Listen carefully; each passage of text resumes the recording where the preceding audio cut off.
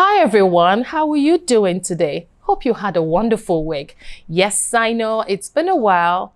I took a short break to refresh, but guess what? We are back now. This is Business Focus with Tosin, your favorite plug for everything business. Our returning subscribers, thank you so much. You are wonderful and thank you for being there. Are you new here? On this channel, we talk about all aspects of running a business in Canada. We also celebrate success stories. We sit with successful business owners where we'll learn from their mistakes and also learn about the journey so far. Today, we are going to be talking about legal aspects of running your business in Canada. If that is something that interests you, please hit the subscribe button now and turn on your notification so that you can get notified when we put up or bring up a new video. Are you a solopreneur or an entrepreneur? Maybe a startup? What stage are you in your business? Do you know the legal requirements of running your business? Maybe you're looking at succession plans or even business planning. Do you know the right infrastructure, legal infrastructure that will propel you to scaling your business? If that's something that you want to learn, I'll encourage you to grab a seat, get a cup of coffee, get a comfortable spot, and be ready to learn. Because today, we are going to be talking about the legal aspects of running your business in Canada. When I come back, you will get to meet my guest.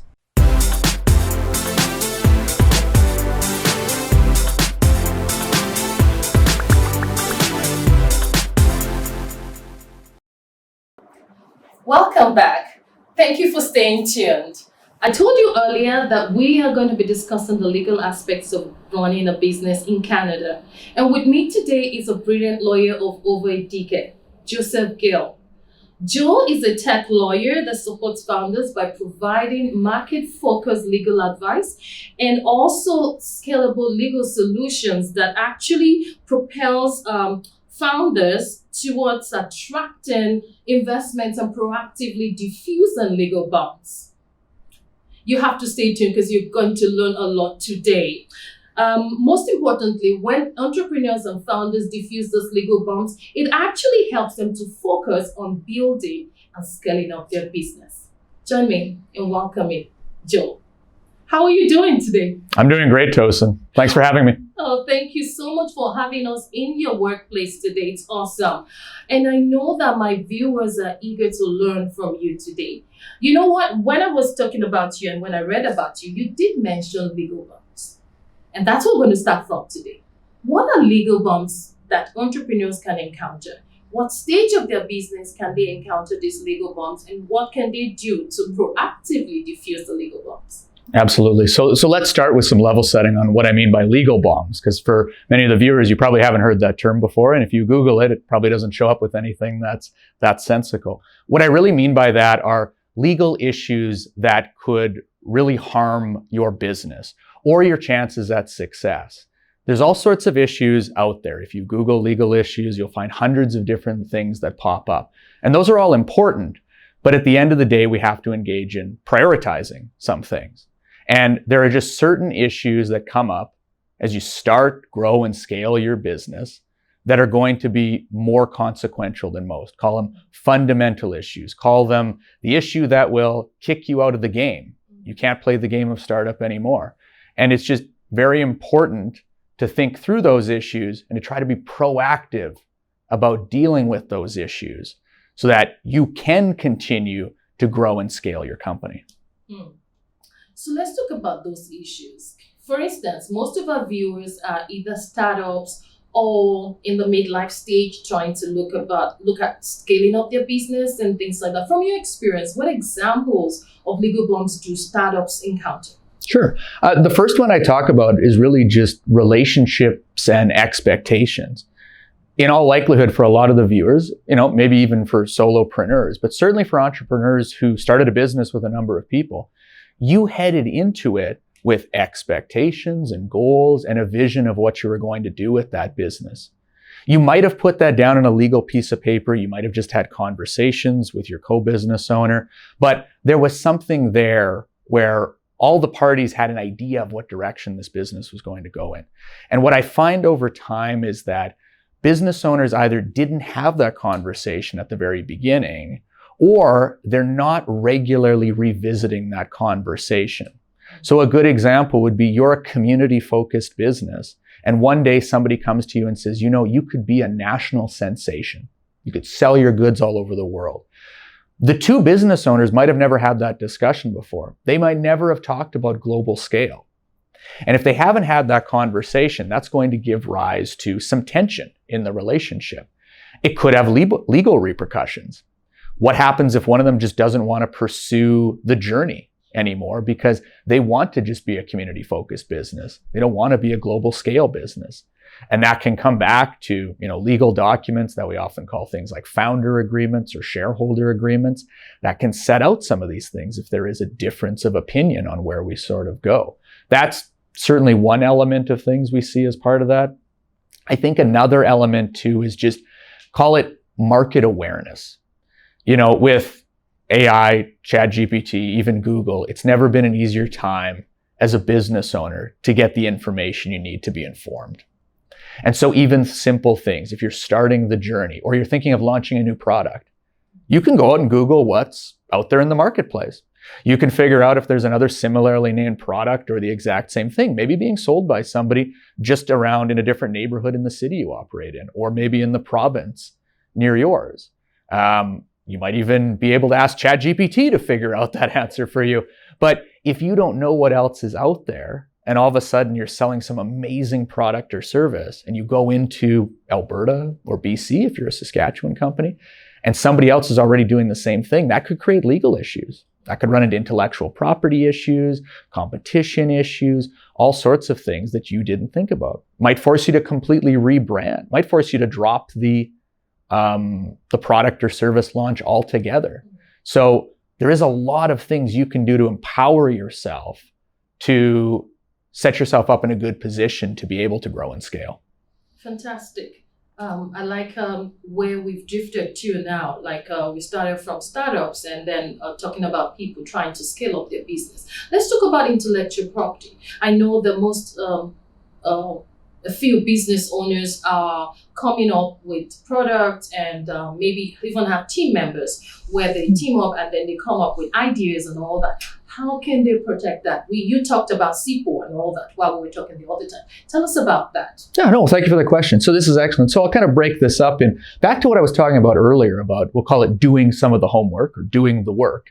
There's a lot of great publicly available places to search to find information about your name or the product or the service you're thinking of offering. One example, Tosin just said, CIPO stands for the Canadian Intellectual Property Office. You can Google CIPO.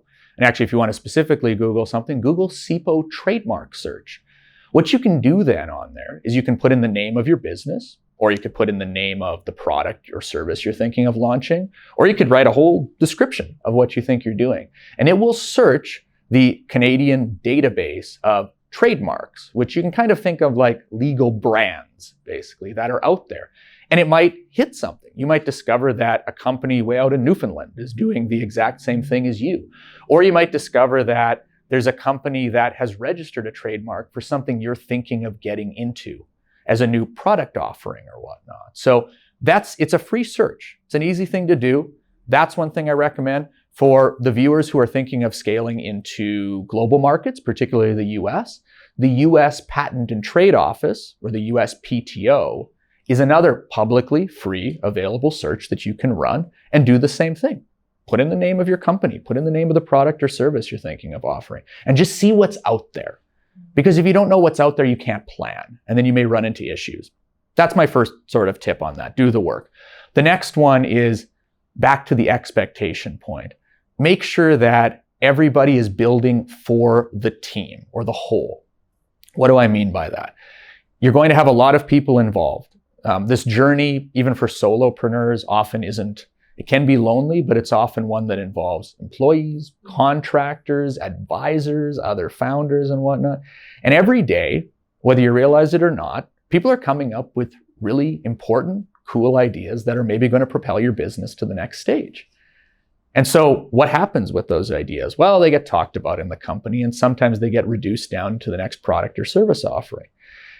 If you're not clear with everybody in your team and you're not crystal clear in things like employment agreements or IP assignments, that those great ideas belong to the whole. They belong to the company. They belong to the business. They don't belong to the individual.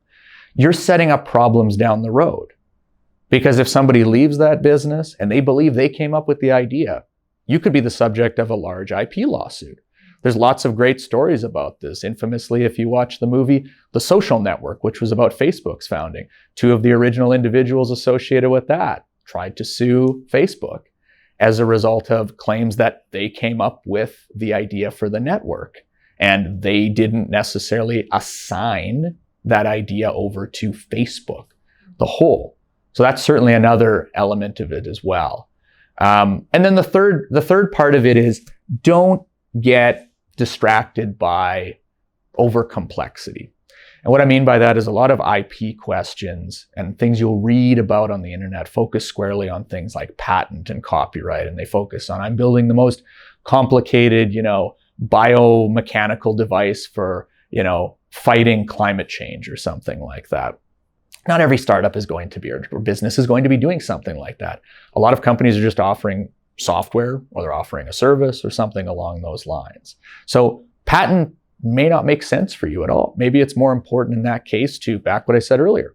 Protect your brand and also really focus on keeping things confidential.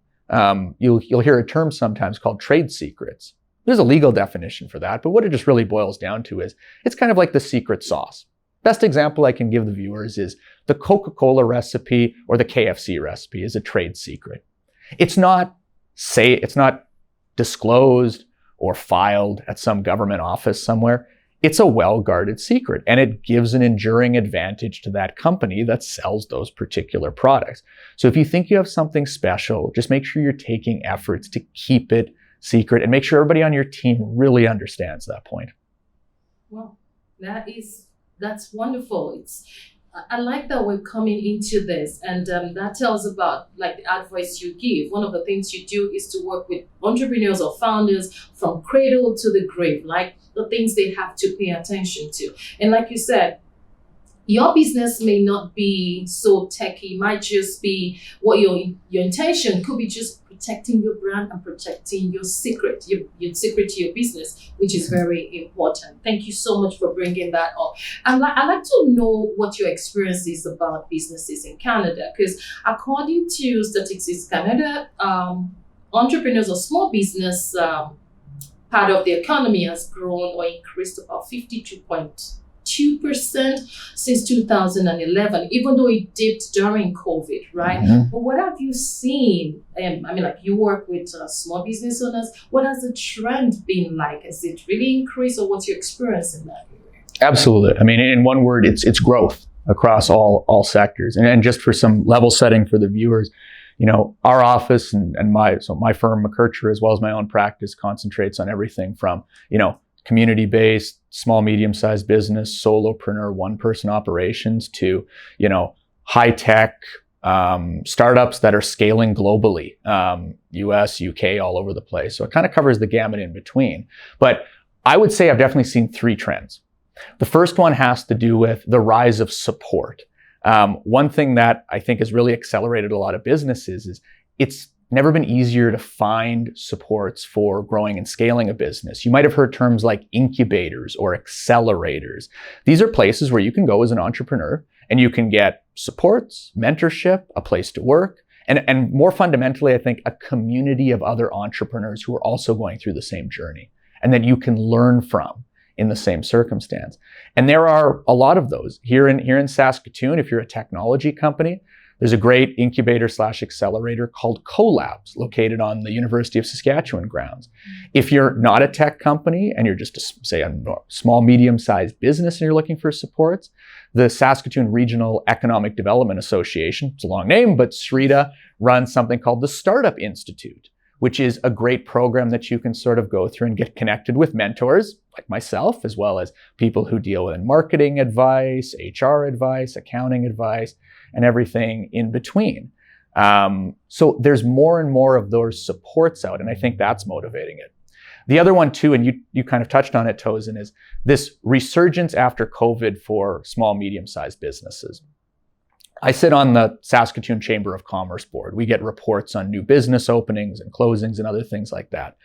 We obviously saw a dip. COVID hit SMBs really hard, more than larger businesses.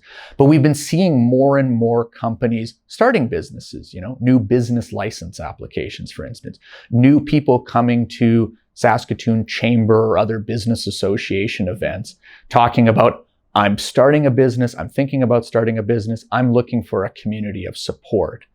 And so we are seeing, that bounce back and that resurgence. Certainly in the office here, if I use 2023 as an example, as we get to the end of the year, we're not seeing a slowdown in the number of people who are starting new businesses. New incorporations, which we use as kind of our metric for that, are still at the same as they've been for many years, might even be a little ways up. So that's a big part of it as well. And the last part as a trend, I would say, is global impact. And this kind of breaks down in two ways from what we're seeing is one, a lot of those individuals who are starting new businesses are overwhelmingly newcomers to Canada. They're coming from all over the world. Some of them are coming over here with businesses they've started. I was talking to a founder last week who has a very successful business in Pakistan, and he has come over here now to try and run that business in Canada. We've had that story play out over and over again, and it's really exciting to see these business models that had a lot of traction in another country now coming to Canada. The other side of that is for the Canadian-based companies. They're thinking more globally than ever before, whether that's actually offering a hard good in the United States, the United Kingdom, or somewhere else, or it's just they're appreciating that kind of every business has a digital angle to it. Even if you're just selling your bricks and mortar store selling, clothing or something like that. It's really important these days to have a digital presence. They're shooting videos, they're building out content, they're attracting interest for people to buy those clothes from all corners of the world. I had a website developer client who was getting incoming interest from somebody in Costa Rica for setting up a website, just because of presumably the presence they have digitally. So big global impact as well. Awesome. Thank you so much for touching on immigrants starting businesses here and the available support that's available. That's awesome. I know that you have something, and I didn't say that at the beginning, you work with McCarthy Law. I know that there you have something called the Entrepreneur Group. I don't know what that's about. You're going to tell us a little bit about it. And also we're going to go on a short break. When we come back, we'll go into businesses who have kind of gotten to a mid-life stage of their business and either thinking about scaling up or even transitioning. Right? That's where we'll come. So when we go, we're going to short break. And when we come back, don't go anywhere. That's where we're going when we come back. Thank you.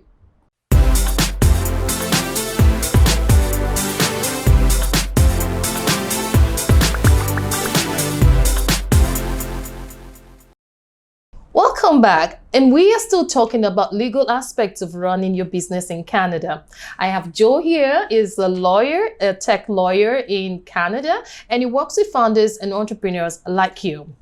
So before we left off, we were talking about support that founders and entrepreneurs can get. And I mentioned about the entrepreneurial group that you have at your firm. Could you talk a little bit about that? Sure, absolutely. So McCarthy has what we call our startup and entrepreneurship group here that we started in 2016. And that really arose out of our sort of view that startup founders or entrepreneurs generally weren't getting sort of the right legal services, right legal package when they began their journey. And what we were hearing out in the marketplace, and I'm sure it resonates with a lot of people on this, is lawyers are really expensive. I can't go out and have a conversation about setting up my business or learning about anything because that'll be $5,000, $10,000, $15,000.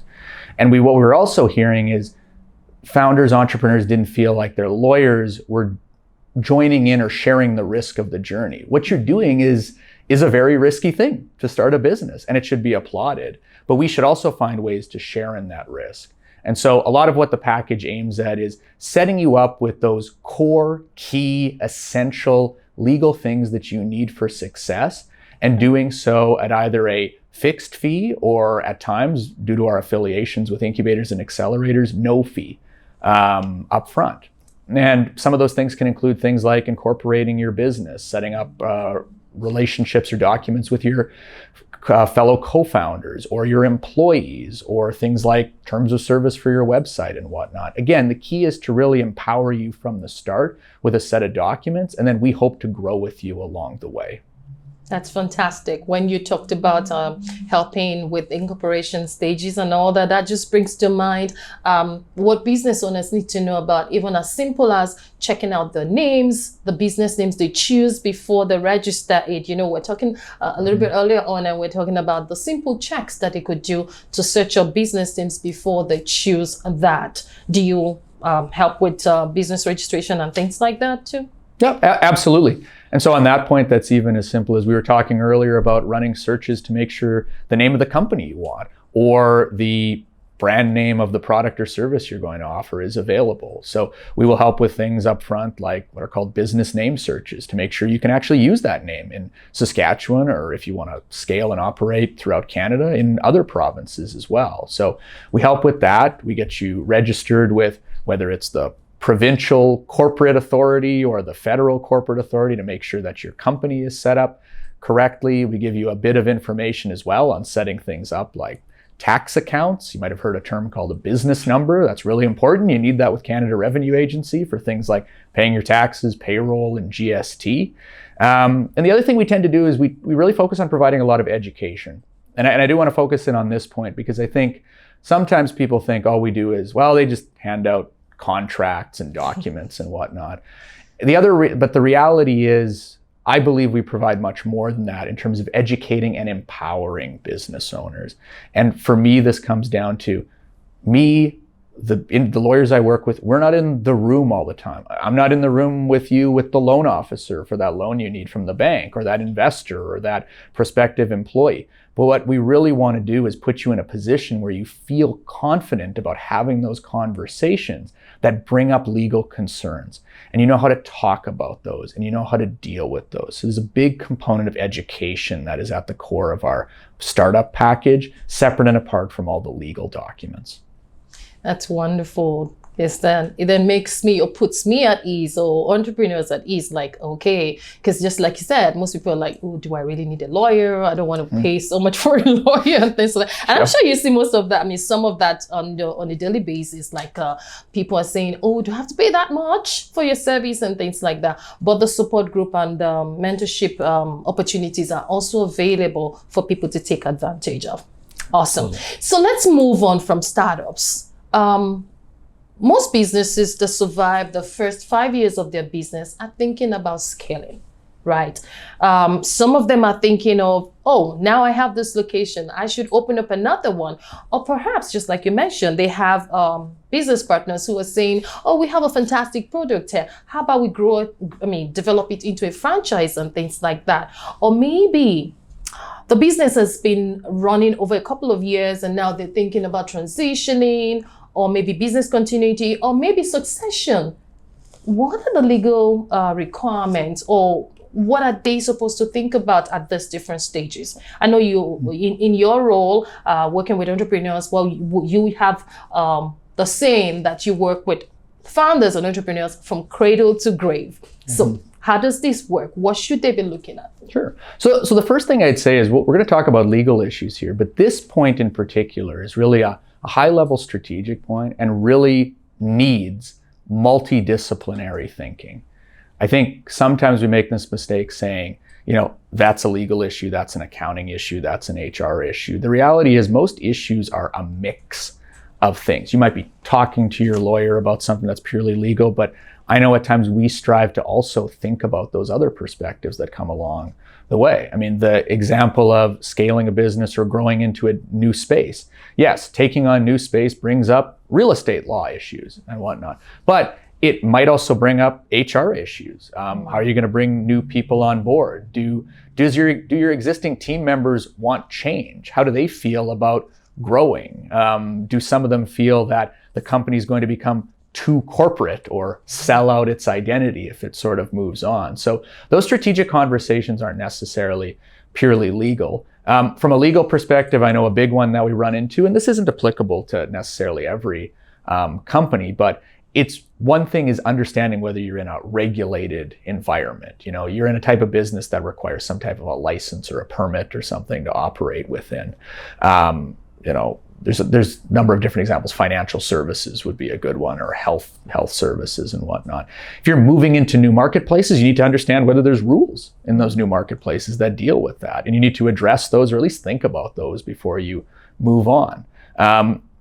Obviously, a big one, if you're moving into a completely separate country, you're going to have a completely different set of laws that you have to comply with if you're moving into the US or the UK or something else along those lines. But I do find when I have these discussions about succession, it really is a first and foremost discussion about mindset of the owners and strategically, where do they see the business going? And then once we have clarity on where the ship's going to start moving towards, then we can really zero in on key legal concerns associated with that.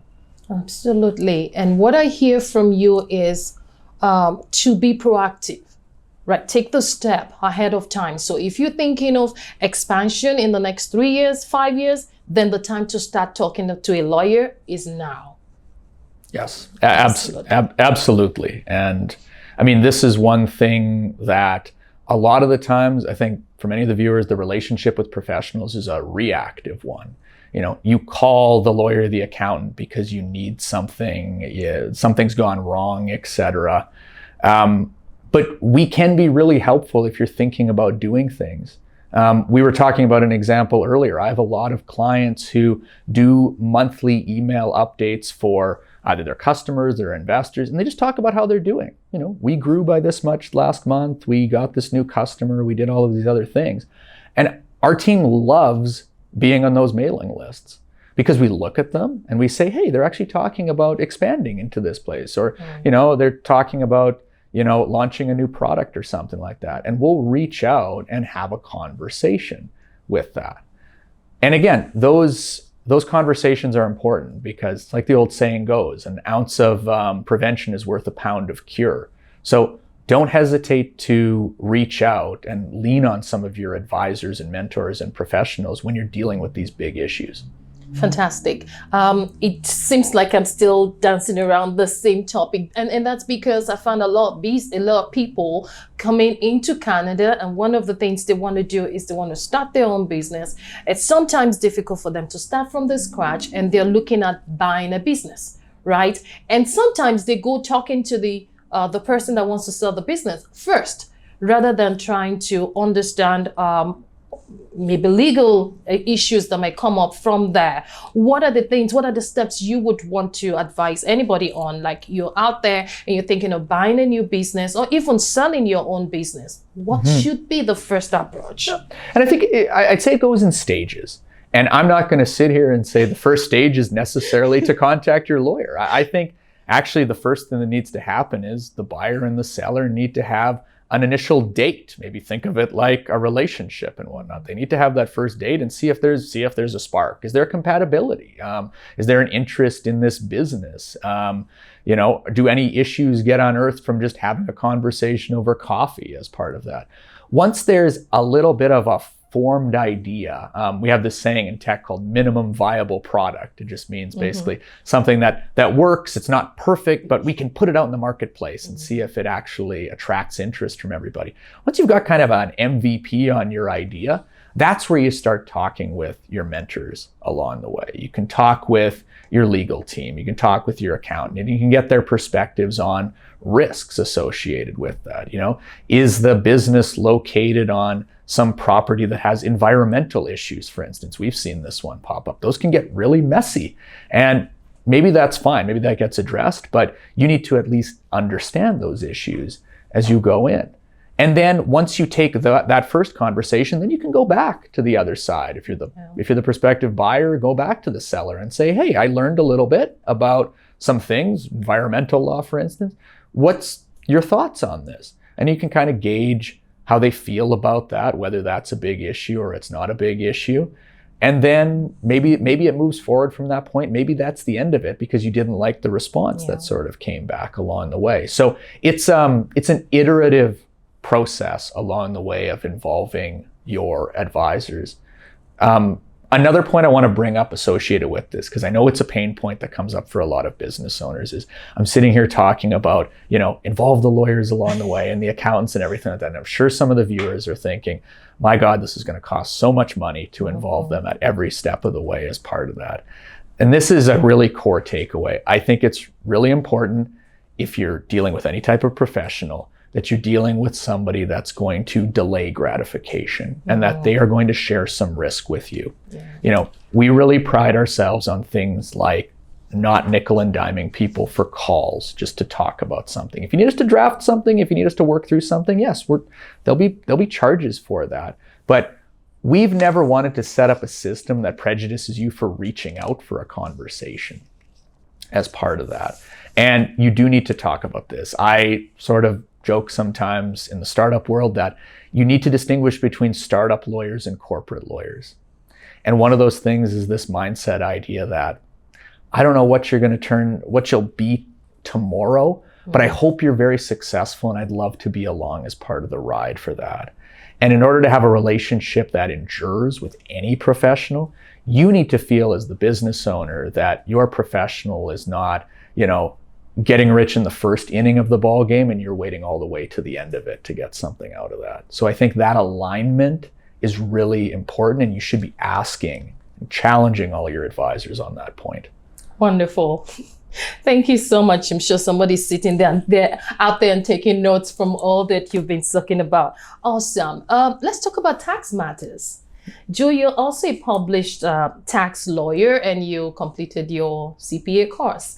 I know you talk to founders and you give some advice around tax matters and all that. So what are the things that potential business owners should watch out for in terms of maybe tax incentives or even meeting the requirements of CRA? What are the things that they should be watching out for? I mean, the number one thing I can recommend to the viewers is, get a good bookkeeper and a good CPA along the way. That's number one. Number one thing is that, again, you may not be using a CPA from a big accounting firm for everything day to day, but you may have a good bookkeeper. And maybe even more fundamentally is it's like anything. It's a habit.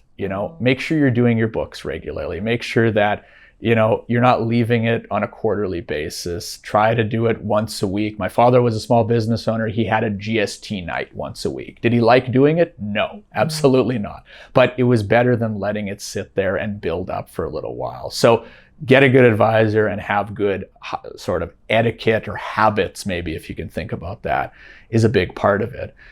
The other big part of it that you sort of touched on are tax incentives, and I would sort of lump that together with things like government grants. Yeah. So there are things like, for small businesses, reduced rates of taxation on the first $500,000 of income that they make. If you're a company that's doing research and development, there are these interesting things called SRED, that's SRNED, Scientific Research and Experimental Development Credits, that you can apply for if you're going out and, building some new scientific breakthrough or something like that. Those are kind of good. On the grant side, there's all sorts of grants out there for everything from pursuing new technology and new markets through to hiring individuals.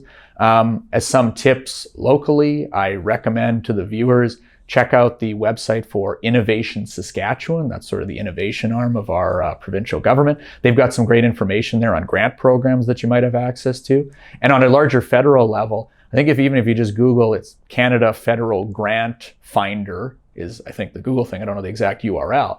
You can put in information actually about your business and it will triangulate federal and provincial programs that you might be able to apply to and get some money as part of it. So I really encourage everybody to do a little bit of homework, because it's not a purely tax point, but that, quote, free or non-dilutive, meaning you don't have to give up part of your business funding, is incredibly powerful. And I have businesses, whether they're in tech or small, medium-sized businesses, that take advantage of those. They look for those, and it's a huge benefit to them.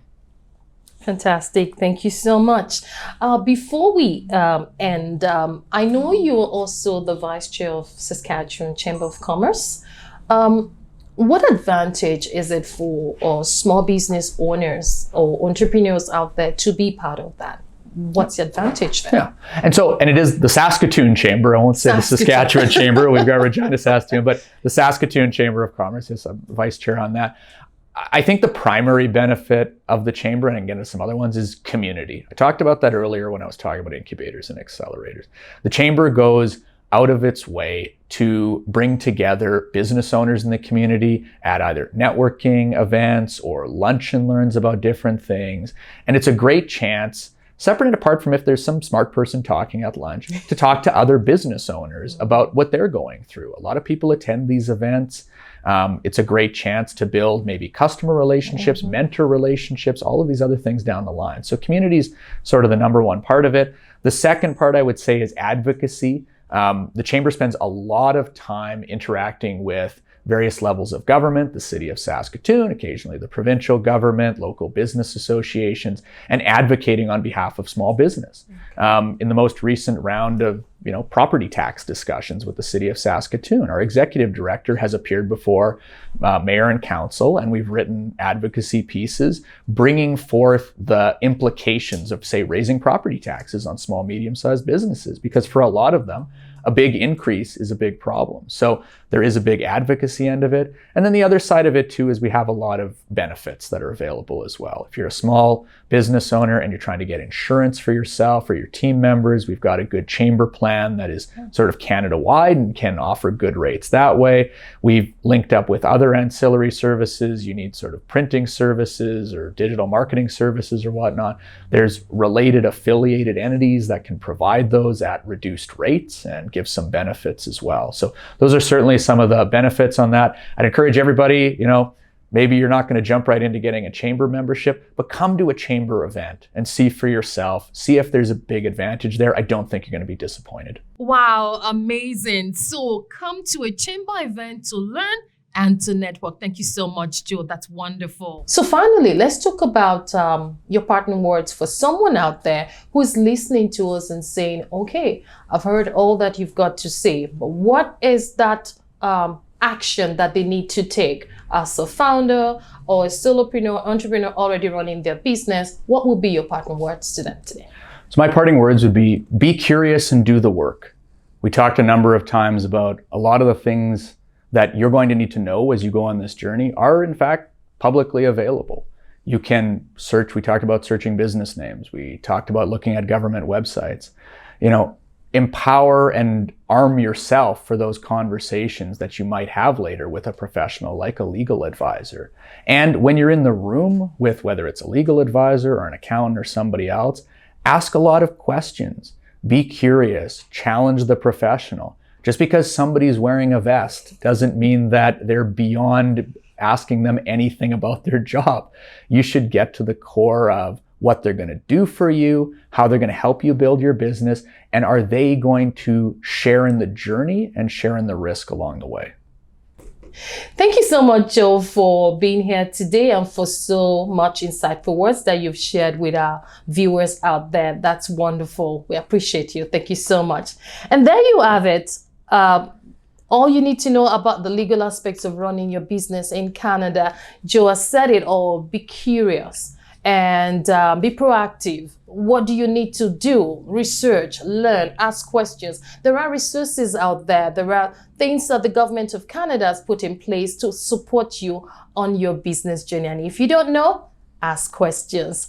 Thank you so much for listening to us. This is still Business Focus with Tosin. Are you yet to subscribe to this channel? Please do so right now so you can know when we bring out the next video. And until we come back next time with another important aspect of running your businesses in Canada, this is Tosin telling you, go ahead, chase your dreams, be intentional, and you will make it.